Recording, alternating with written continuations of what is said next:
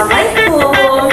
Halo teman-teman pendengar dari semuanya, selamat datang di podcast Suara Makna, tempat kita ngobrol santai tapi dalam tentang bahasa, pikiran, dan makna hidup. Saya Isna Nurania Hasanah yang akan menemani kalian selama beberapa menit ke depan untuk menjelajahi satu tema menarik tentang filsafat bahasa, yaitu bahasa dan representasi makna.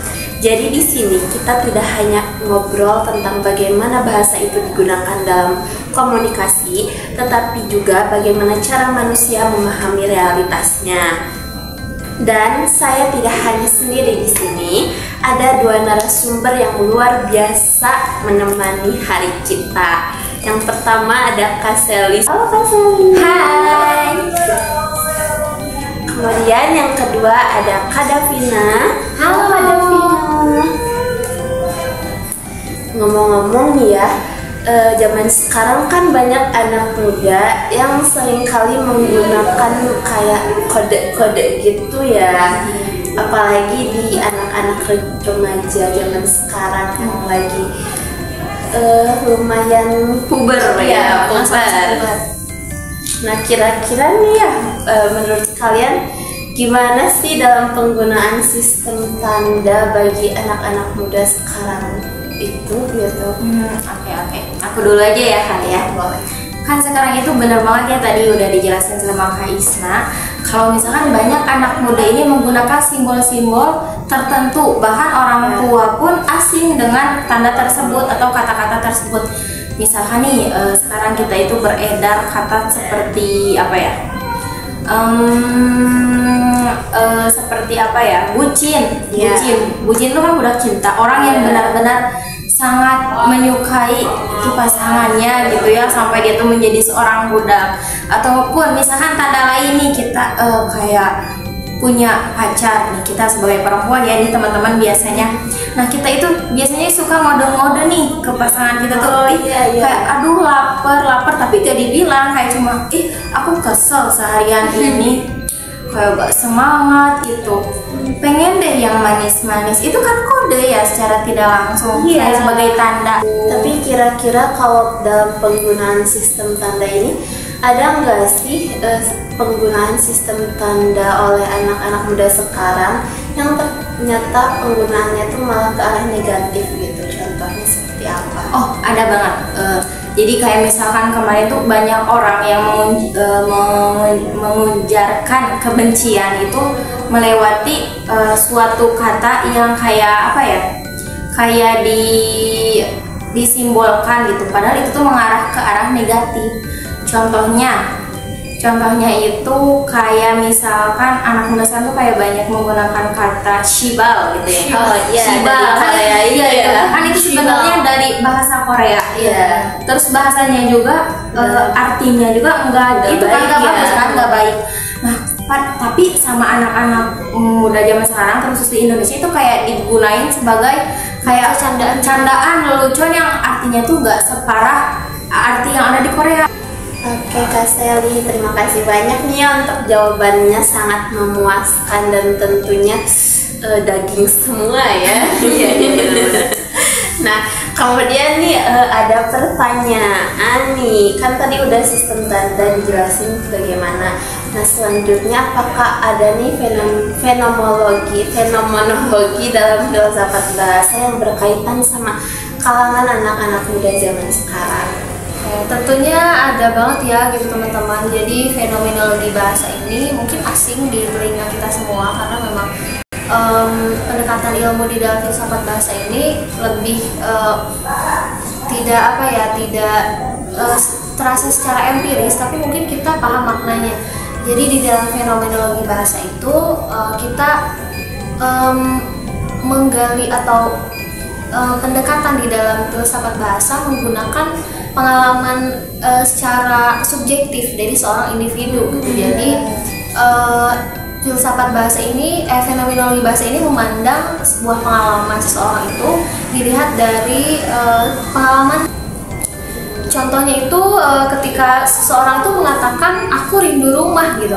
Jadi di dalam fenomenologi bahasa itu tidak hanya dilihat sebagai cabang linguistik saja, tetapi melihat bahasa sebagai fenomena yang mana merupakan pengalaman dari subjek atau manusia yang pernah merasakannya. Jadi sesuai dengan namanya, fenomenologi bahasa yaitu fenomena yang pernah dirasakan oleh subjek yang merasakan atau membicarakan fenomena tersebut.